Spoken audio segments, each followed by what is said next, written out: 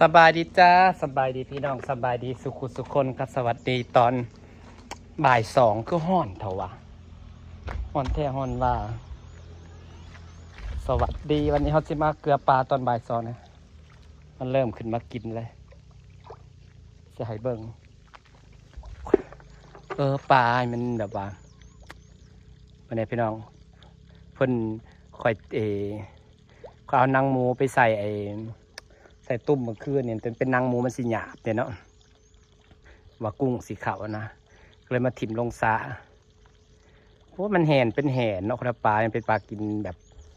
พวกนี้อยู่แล้วเนี่ยขึ้นมาหากินบัดเลยใส่เบิ่งนี่แตกเซล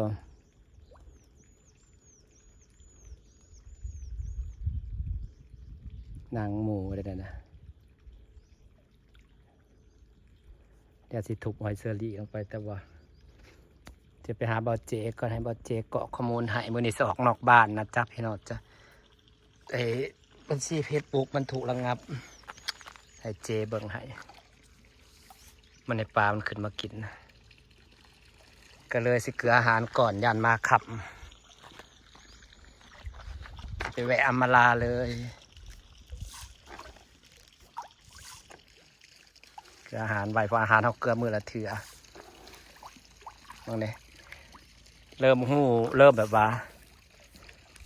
เริ่มบ่ย่านเฮาเลยเด้มันมากินดุแล้ว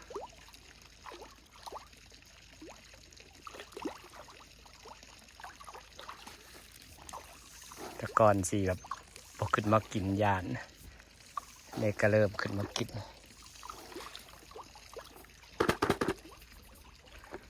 ขอคุเอิดมันก็ได้คนได้ยินเสียงคุ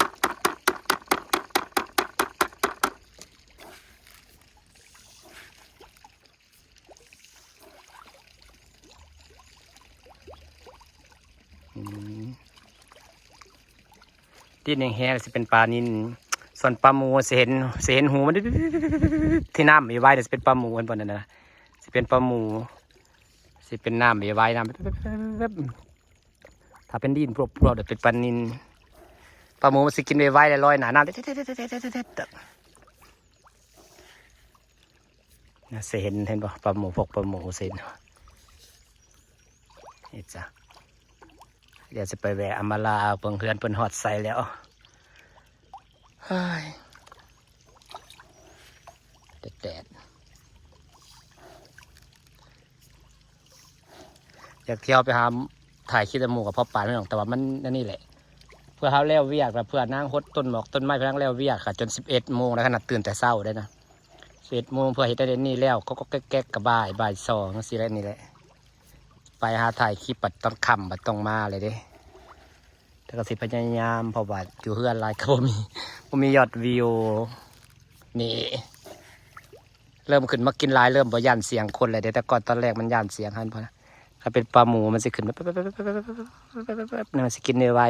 ๆเห็นไหมเห็นหัวสีขาวๆไวๆแต่ปลาหมูเห็นป่ะนะหัวสีดิดปล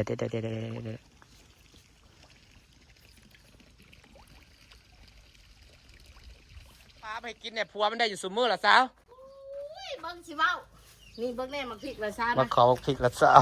อันมาก็ให้เจ้าไรสดจุดสับปะรดสับปะหลายแท้อุ้ยหมากสับปะงามแท้นี่นะบักวานมาเดี๋ยวไปเชื่อบ้างอันบักมูเสียนะจะป้าให้เจ้ากินในข้าวป่านนี่ลงเทปแล้ว ดีแล้วมันลงนะมันอยู่บนเป็นตะเบิงละสาวเอ้ยข่อยน่ะสิเป็นบ้านน้ำข่อยห้ายมันนะจะไปมาได้เนี่ยพอมึงวะพี่เจ้าคือบตากมึงอย่ามาไล่เชื่อไล่แช่งเขาเจ้าคือบตากมันยังมาทะเลอันนะบ่อบไปก่อนบ่อบนี่ตัวนี้เก็บก่อนป้อจะปลูกร้านแค่นี้นะบริตากบ่บริหันบริตากบ่สิตากนะแล้วนี่นะป้าเก็บมือชื้อนี่ชะตันไปเก็บสับงามเด็ดแล้วกูจะเอาตัวนี้ให้มึงกูมันบ่อิ่มแห้งนี่ตัวนั้นแหละแล้วบ้าเอามึงเก็บมือนี่นะอันนี้นะอันนี้ชะตันเก็บมือน่ะทั้งนึงมันแดดมันกระย่าตากไปแบบพริกแห้งขายแล้วยังพริกแห้งเขาขายโลเท่าไหร่ตัวหาซิบขาย150ได้บ่ได้ยังมันบ่อึดปีนี้มันบ่อึดขายได้เฮือนมันก็บ่ได้ขาย มันหักกระสุกคือว่าอะไรมันก่อนหน้านี่เนี่ยมักพริกในความว่าแพง ไปว่า มันหักกลับมาลงราคาของกี้นี่แหละ ขายโล60ยังบ่มีใครซื้อ เออ ทงละ100เด้อนี่นะมันอยู่ มีเงินจ่ายดอกตอนนั้นผู้อยากกินพูดแล้ว ไผบ่จะกินนะผู้เว้านะบ่ได้อยากบ่ ผู้เว่าน่ะบ่ได้เปลืองปานนั้นได้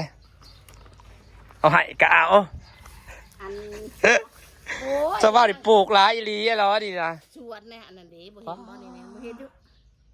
บ่ได้สักแก่ก็ให้แต่เจ้าถ่ายลงอยู่สวนเพิ่นอยู่ไส นี่ในหัวบัดลุ่มมันน้อยชมตุ้มบ่เขาโดดบักไผแคบทางน้องอันนั้นน่ะ อ๋อ น้องแคบทางนะไปใส่บอกมันปิวไปใช้เลย มาหาเบาเจสุดหล่อจ้า คือได้อยู่นำกันค่ะเนื่องในโอกาสยะค่ะเป็นไงยังรอคือเก่า บ่เพิ่นไผผู้บ่าวเจ้ามีผู้บ่าวบ่มีผู้บ่าวเจ้า เอา มีกูเสี่ยวมึงนี่แหละ นี่ ถ้าเราสิมาแต่เช้ามาแต่เช้าอยู่ไดกูไปนอนอยู่ ว่า เกือบกุม อืม นั่งมาเด็กเนาะแม่ประมาณ โดนเลยเดี๋ยวไม่ได้มาดังเลยจังนี้เนาะตั้งแต่จะว่าหลายแต่ก่อนเนี่ยบอลหนังซุ่มแชร์พวกเพิ่นนี่นะ ไปแท็กซี่ ซุมเมอร์นี่ฮ้อนเนาะ เออ เมื่อนี้ก็ได้มาเละจ้าปะฮาเบาเจนี่แหละค่ะสบายเปิดตาขาโทรศัพท์ให้สิยืนเลือกนะฮะมึงก็สิของมึงได้เลย ยังเปลี่ยนอันเปลี่ยนอันบ่ได้ครับ มันส่งมาบอกเลย มันต้องให้เฮ็ดอยู่คอม ก็เข้าระบบอันนั้นเด้ แม่มัน เข้าอันระบบไปเดบ่ได้บ่ บ่ได้ต้องใช้คอมมีอยู่งาน เออฉันอยากได้โน้ตบุ๊กอยู่นะ โน้ตบุ๊กราคา7,000-7,000ก็มีเลยเนาะ มีเอเซอร์ ฉันจะเอามาร้านป่าย จะเอามาเห็ดฉันอยากเห็ดคลิปปักตะกร้าเห็ดคลิปอย่างนะพวกช้อปปี้พวกอะไรนะแต่ว่าอยากมีคอมมันยังมันมีคอมมีบอร์ดเก็บข้อมูลเลยเด้มันอีกอย่างครับเราใส่คอมเห็ดหยังมันก็อยากได้อยู่คนแหละได้เงินก่อนว่ามันเกิดกัน เกิดมันเกิด เกิด ให้ จะ เสื้ ซื้ อ อคอ ให้เสื้อให้ผู้บ่าว กูอยากได้อยู่ดีได้คอมมันอยากได้มาเห็ดเวียก ผู้บ่าวว่าเสื้อให้ ป้าไม่ได้ใช้วิตามิน เออ ก็คอเท่านี้แหละของคอนมันเกิดพระเสียหายก็เอาไอ้คอยอมราเนี่ยมันรวยอมรามันรวยฉันบ่รวย ไอ้หลวงรวยใต้อีกปรับ เมื่อไรสิย่อเฮือนนะ ชาวต้นนั่งพันน้ำเฮ็ดชาวต้นละบอสาวตู่คนนี้ มันสิย่อเมื่อใดกว่าสิบาทรวมยินดีอยู่มันสุกบ่ สิขาม น้ำเต็มแล้วของใส่ไก่บ้างนะ เสื้อลูกสาวกูกระสอบกระสอบต้องให้สร้างกินป้าคือตัวบัดสร้างก็ได้ขาเขาลูกสาว เฮ้ยลูกสาวตัวบักไก่ยอมขาให้สร้างเนี่ยมันตั้งเงิดได้เออ เป็นสร้างอันนี้กูเล่า ครับปอ เท่าอันที่โลน ครับปอมีผัวแล้วครับปอไปตัวที่ จริงยังที่เก่าอี ครับปอเฮ้ย น้อย มีผัวแล้วครับปอเลิกผู้บ่าว เดี๋ยวตอน กูโสดกูมีสิทธิ์เว้า แน่นอน มึงมีผัวแล้ว กระเทยเลยส่วนมากเป็นอย่างนั้นแหละ มึงมีผัวแล้วมึงหยุด ก็บอกว่าเนี่ยอีไซแนวมึงหันแล้วสิ มีผัวแล้วมึงหยุดกูไม่ได้ผัวกูจะหาเออ กูเลยดีใจมึงหันเลย มีผัวโอ้เศร้าแต่ความหักเซยเมื่อยหัวเมื่อยใจเมื่อยสมองเมื่อยความคิดเมื่อยหมากง่ายอยู่ดีหมากอะไรเฮ้ย 40 บาท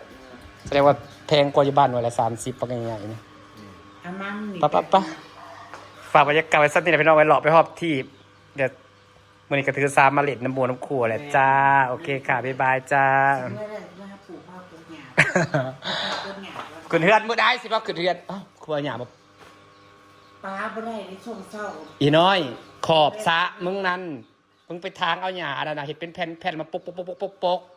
หญ้าคือเฮือนอีซีน่ะก็ได้